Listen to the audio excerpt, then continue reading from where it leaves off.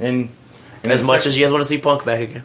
Well, and that's the thing too. The longer he's out, do you think that puts some sort of strain on his believability in wrestling? I know it's going from what people say actual fighting to fake fighting, but I mean, do you see him sustaining any kind of believability in the ring, or do you just see that adding to whoever he's going up against having more like ammunition? Is like, oh yeah, well, you failed as a real fighter, welcome back, that kind of thing. He's gonna have a draw. I mean, eventually Punk's gonna be on WWE in some aspect again, even if it's an offshoot. Think so? At some point, yeah, I think so. Because he's gonna be a draw. He's gonna be money for him.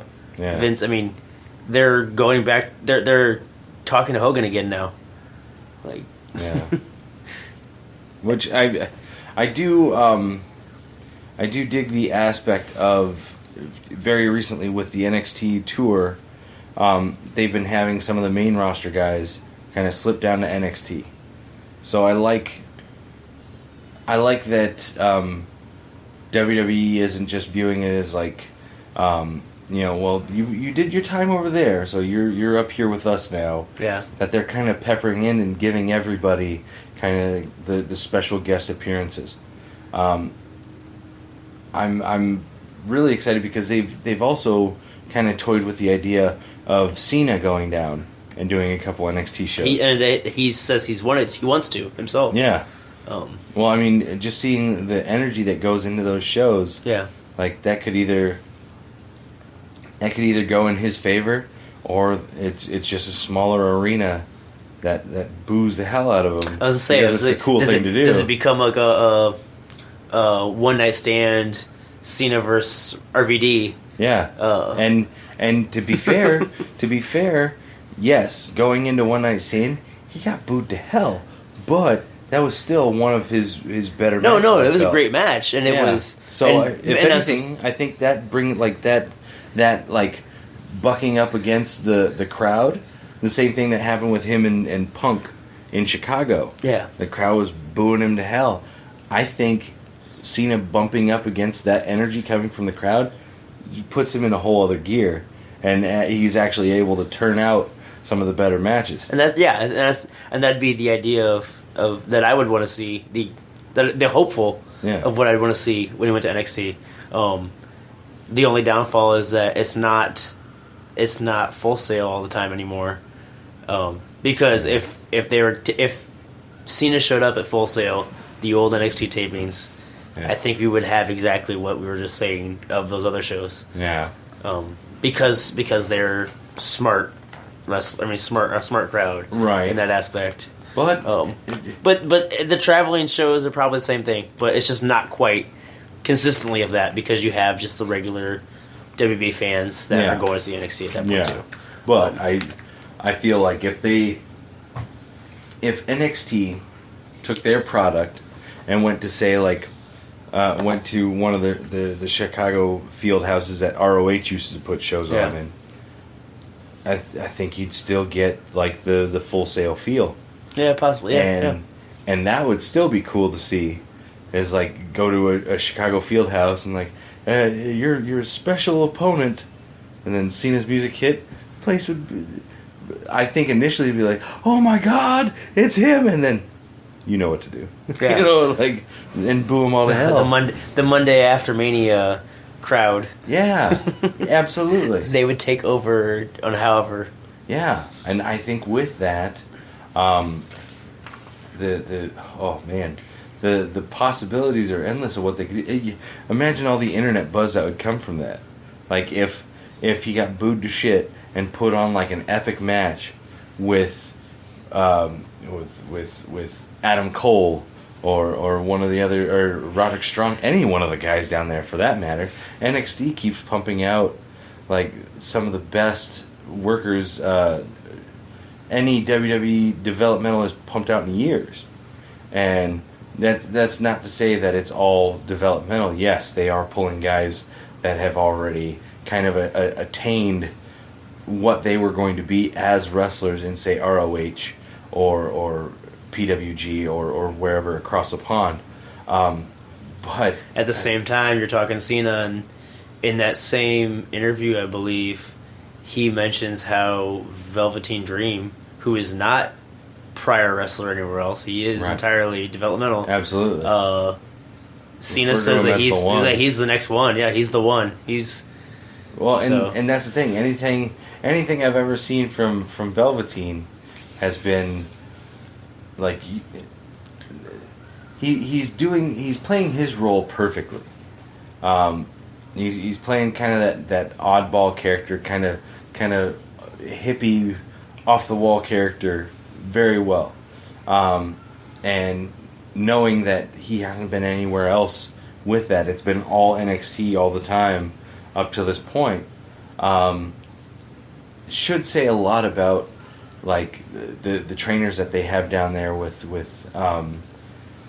Albert and William Regal and Triple H working directly and Sarah Amato and Terry Taylor, and Shawn Michaels. Yeah, they just brought in Shawn Michaels to do a lot of stuff very recently. Yeah, and I think if I saw correctly, Shawn Michaels was a producer for the that ladder match at the last NXT Takeover, and I was like, that makes sense. Yeah, so there's. I would be fascinated to go and look and actually research who all's been just straight NXT and who's been anywhere else. Yeah. Like I know the main names like Roderick Strong and Adam Cole and that kind of thing, but to see who all else is I always forget the guy's name. He's got the chin, kind of the bulldog face. Help me out. You're smiling at me like you know. NXT. He was in the ladder match. He was one of the two big tanks. Sullivan? Yes, Lars Sullivan. I know that before doing NXT, like he was a big wrestling fan. I don't know if he wrestled anywhere else. I'm not sure myself. Yeah, I think he may be straight NXT also, if not maybe another smaller fed here and there.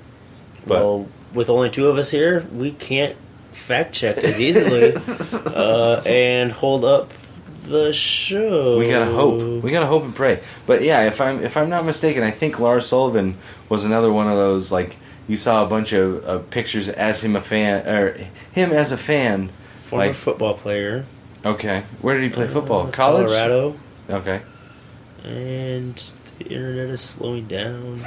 But yeah, if I'm not mistaken. Not just my computer. The internet is. Gotcha. I just realized I said that. Stupid internet. But yeah, if I'm not mistaken, and if anybody out there would like to fact check me, say no. Yeah, Lars. His trainer is listed as WB Performance Center. So. Okay, there we go. Okay, yeah. So that's what I thought. It ended up being correct. So thankfully, the internet sped up. My recreational sports and recreational.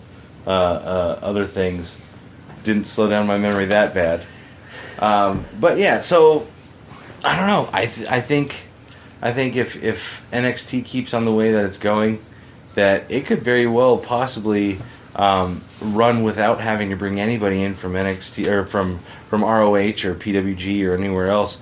That they could pump successful talent straight through their performance system altogether. Yeah, that's my thought on it.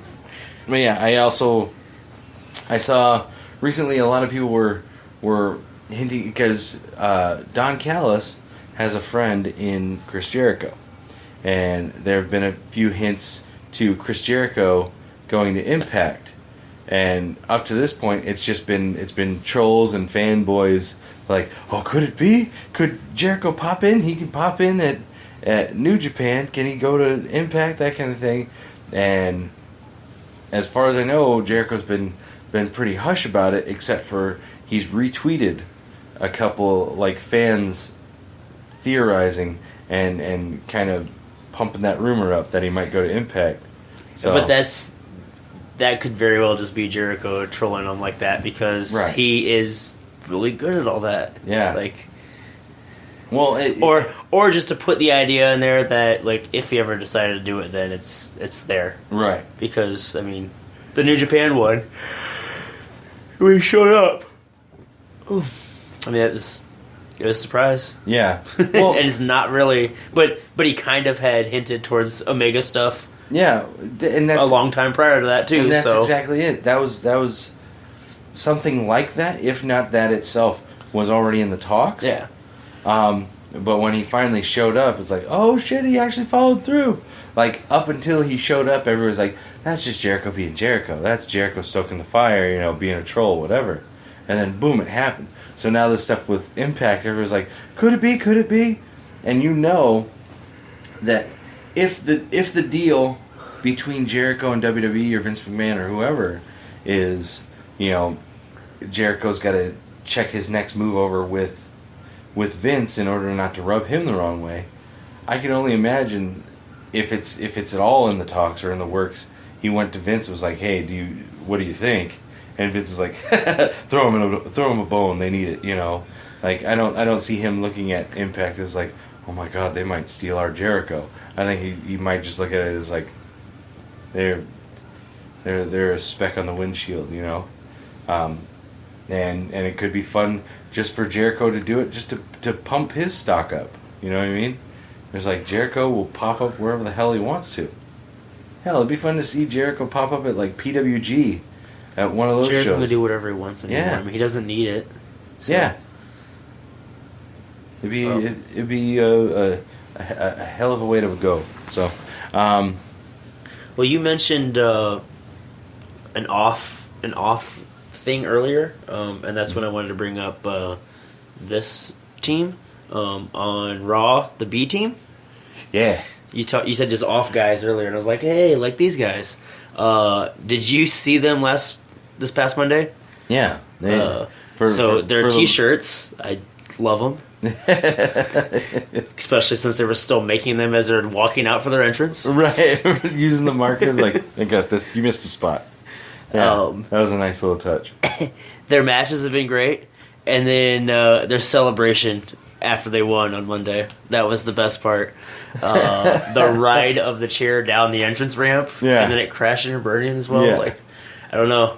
I like it a lot. I like it a lot. Yeah, it's something new. It's a refreshing little turn on the team that always gets beat. Like we won! Oh my God! Like going nuts about it. Like that's I've always thought it was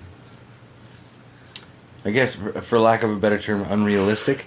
Whenever the team that always gets beat finally wins one, and then they just walk up the ramp like, yeah, you knew we were gonna win. No, we didn't.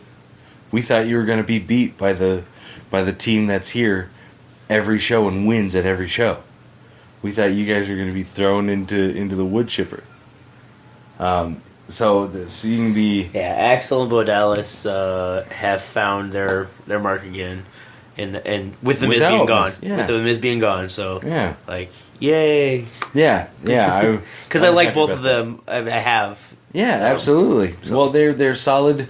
They're solid performers. It's just they never had their thing. Yeah, they never had their anchor in the wave pool that is WWE to sit there and go, no. This here's our thing. Move about the cabin. Go find your own thing. No, they've always kind of drifted along and like, can we ride with you? No, that's not happening this time. So it's cool to see them kind of make their own thing. I'm happy with it. B team. Yeah, hell yeah. But team. Or just call it team. The B is silent. I don't think it was. It's really big on the shirt. In black Sharpie. That's fair. Yeah, like I think did I touch on it a little bit earlier? The NXT tour, how they were bringing some guys from the main roster back and doing like they had the Revival come back and do a tag match. They had Tyler Breeze come in, and they had Ty Dillinger come in and do a match. You didn't talk about them because we went into Cena wanting to go down there at the time. That's right. So yeah. But yeah, those guys did that.